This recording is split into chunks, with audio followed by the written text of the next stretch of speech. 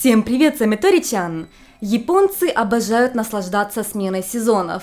У каждого сезона в Японии есть своя определенная одежда, еда, символы и так далее. Это называется фубицуши, символ сезона. И у каждого сезона, у лета, весны, осени и зимы в Японии есть свои определенные фубицуши, символы этого сезона. Поэтому сегодня я расскажу вам, что у японцев ассоциируется с летом.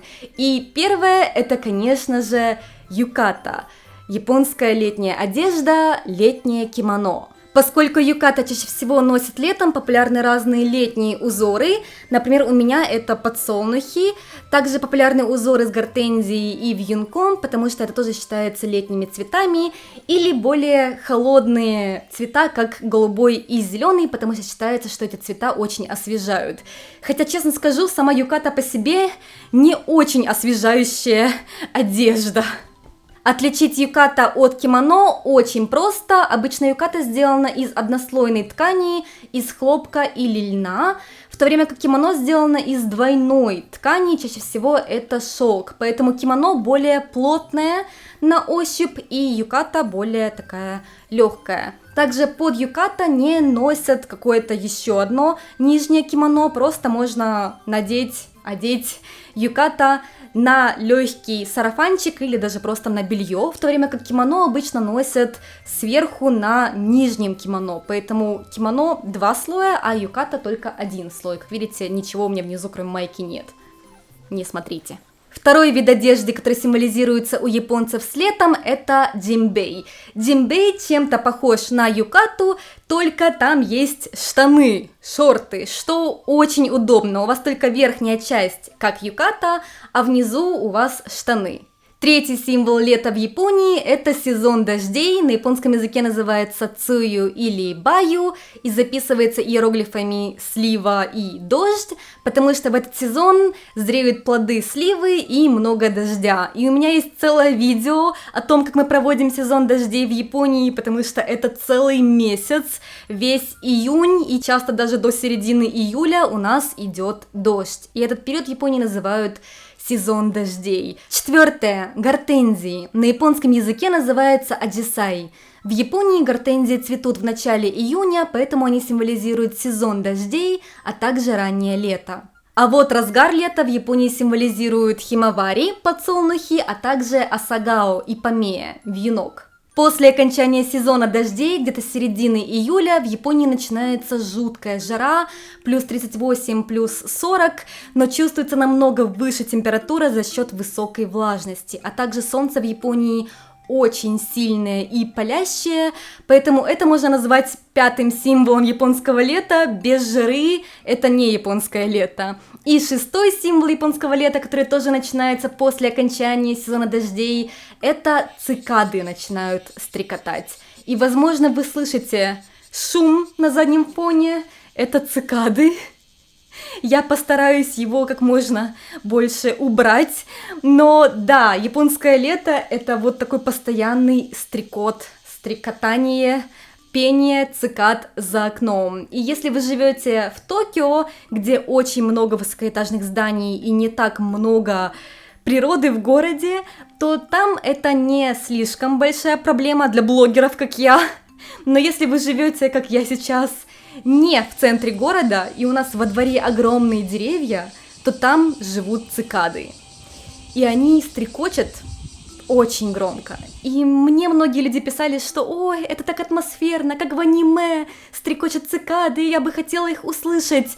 Не знаю, час послушал цикад, здорово, атмосферно, но если это длится неделями, то можно сойти с ума. Даже если вы не блогер, цикады начинают петь с 5 утра, поэтому если у вас не очень хорошая звукоизоляция, как у нас сейчас в доме, то тогда просыпаешься в 5 утра с цикадами.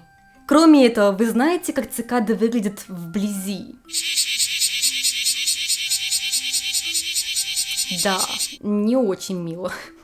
Седьмой символ лета в Японии – это сэмпуки, вентилятор. Как хорошо. Да, в Японии даже в наше время используют вентиляторы, и это очень популярная техника, особенно в летний сезон.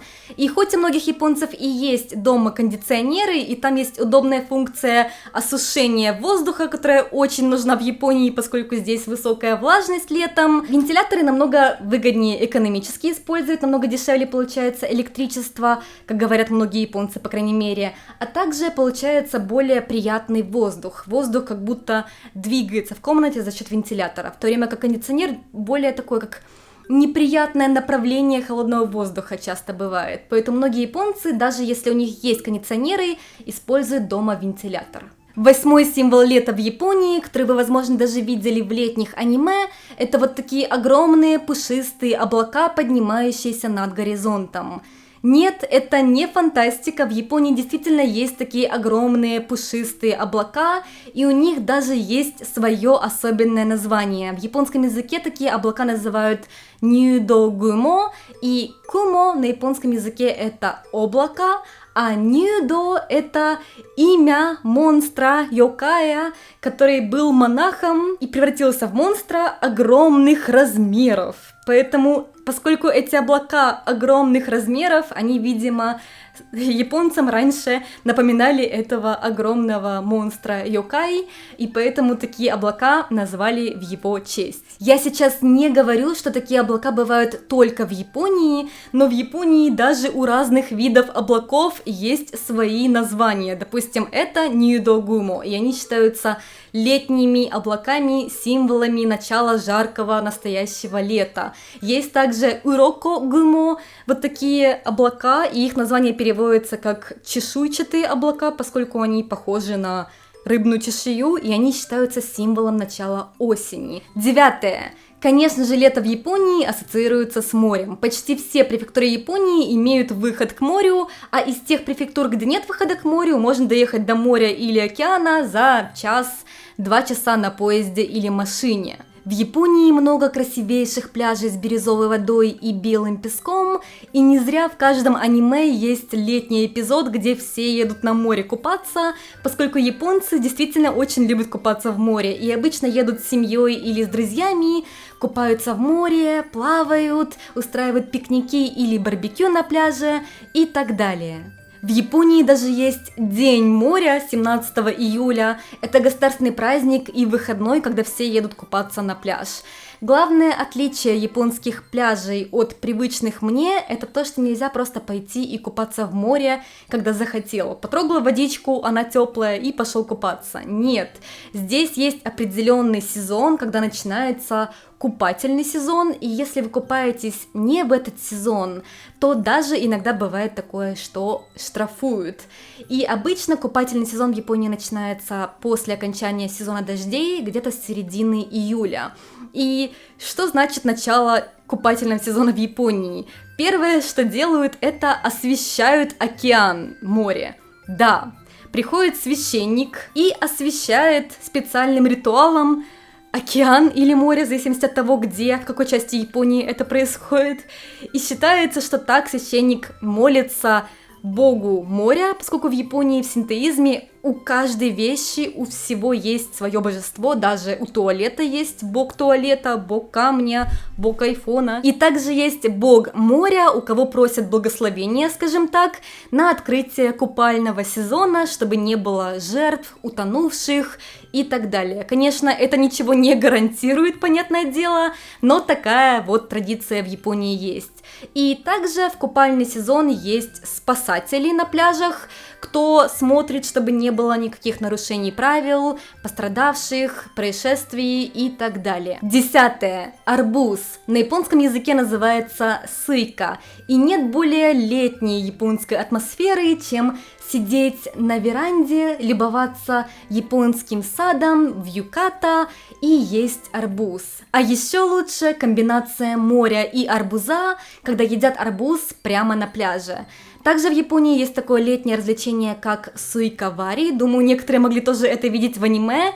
Японцы действительно такое делают. Берут арбуз, охлажденный хорошо, палку, завязывают глаза, и человек с закрытыми глазами пытается разбить арбуз палкой. И потом этот арбуз едят. Это просто развлечение, там нет никакого глубокого смысла. 11. Какигори. Японское мороженое. Какое лето без мороженого? В Японии есть очень много разных видов мороженого. Есть привычное многим ванильное, шоколадное, клубничное, но также здесь очень много видов японского мороженого, которые я не видела нигде, кроме Японии. Японское традиционное мороженое – это какигори, вот такой измельченный лед, сверху политый разными сладкими сиропами, чем-то похоже на щербет, но это просто мелко измельченный лед, а не замороженный сок.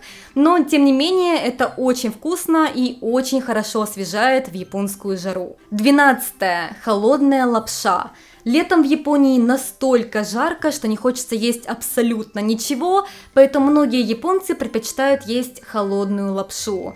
И для тех, кто не привык к холодной еде, холодная лапша или холодные спагетти могут звучать не очень аппетитно, но это часть японской культуры, и почти вся японская летняя еда холодная. Летом часто едят холодную гречневую лапшу соба, холодную пшеничную толстую лапшу удон, холодную пшеничную тонкую лапшу сомен, холодный рамен хияшичиука и так далее. Есть даже летнее развлечение под названием нагаши соумен, когда берут бамбук, изготавливают из него водные горки для лапши и пускают по этим горкам тонкую пшеничную лапшу соумен и пытаются словить эту лапшу палочками.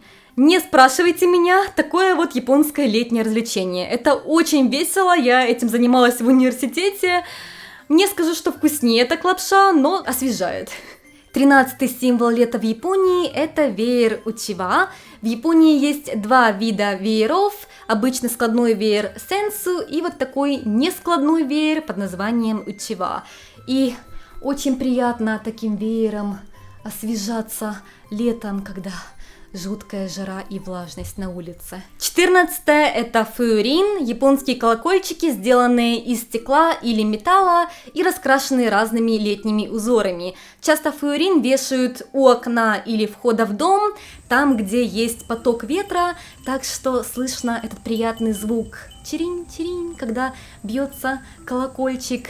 И считается, что фуюрин – это не только красиво и такая летняя атмосфера, но и этот звук колокольчика освежает. 15. Катори сенко – москитная катушка. Знали ли вы, что благовоние от комаров изобрели в Японии? Да, вот эта штучка, катори сенко, москитная катушка, была изобретена в Японии, и у нее интересная история. Саму формулу, как изготавливать эти благовония, придумал мужчина, не помню его имя, но он долго не мог придумать, как можно эту палочку сделать так, чтобы она и долгое время работала, можно было ее поджечь, и длительное время она бы работала, но при этом, чтобы она не занимала очень много места, поскольку если, допустим, использовать такие благовония 2-3 часа, то это будет очень длинная палка.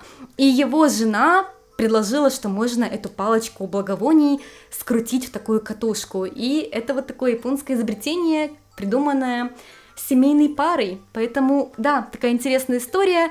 И в Японии очень много комаров, как вы могли догадаться уже. Поэтому катори сенко, такие москитные катушки, это один из символов лета. 16. Рамене. Рамене – это японский напиток, который обожают дети, и у японцев он ассоциируется с летом, потому что часто его продают на летних фестивалях.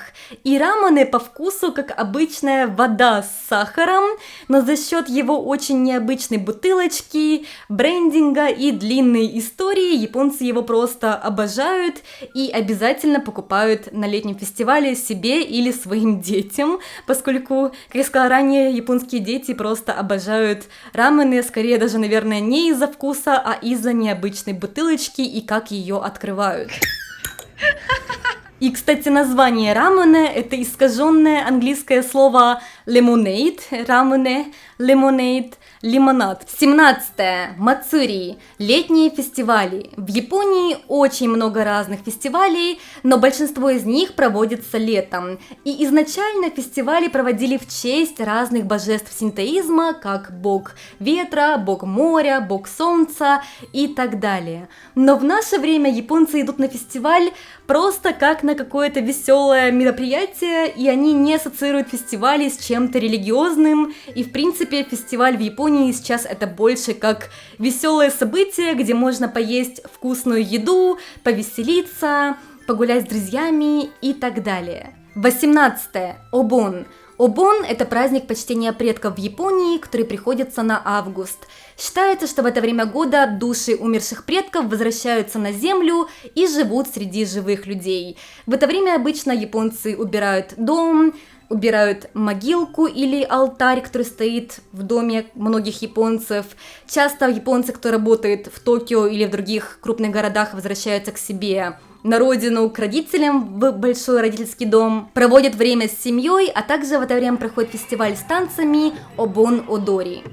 19. Летние ужастики. В Японии лето считается сезоном просмотра страшных фильмов, поскольку когда вы смотрите страшные фильмы, у вас волосы дыбом становятся, и считается, что когда вам страшно, вам становится прохладнее. Не знаю, насколько это правда, но если вы хотите это проверить, у меня есть несколько видео о японских страшных традициях, такие вот страшные японские истории. Посмотрите. И 20-й символ японского лета – это фейерверки.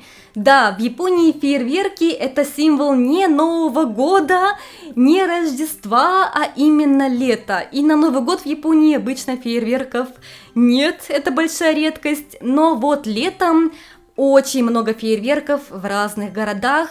Обычно устраивают где-то возле реки или возле моря фейерверки, и это очень красиво. Все приходят в юката, традиционной японской летней одежде, раскладывают пикник и садятся смотреть фейерверки, часто парочками, друзьями или семьями. Я, конечно, каждый раз жалуюсь на жуткую японскую жару и говорю, что я не люблю японское лето, но, признаюсь, японское лето очень атмосферное время года.